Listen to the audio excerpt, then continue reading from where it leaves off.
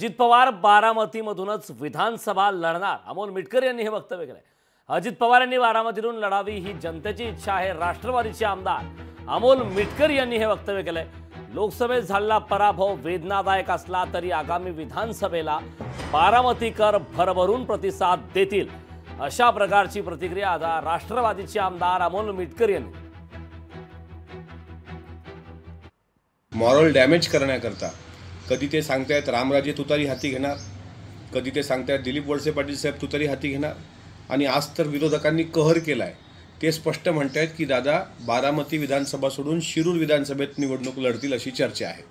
ह्या फक्त विरोधकांकडून पिकवल्या गेलेल्या चर्चा आहेत, ह्या कंड्या आहेत पिकवलेल्या। अजितदादा बारामती सोडणार नाहीत आणि बारामतीतूनच लढावं ही बारामतीकरांची इच्छा आहे। लोकसभेमध्ये झालेला पराभव निश्चितच वेदनादायी असला तरी बारामतीकर यावेळी भरभरून दान दादांच्या पदरात घालतील। त्यामुळे ह्या फक्त चर्चा आहेत आणि त्या आमच्या विरोधकांनी पेरलेल्या चर्चा असल्यामुळे त्यांची थोबाडं आम्ही विधानसभेच्या वेळी बरोबर बंद करणार। लोकशाही मराठी ऐका, पहा, जागरूक रहा।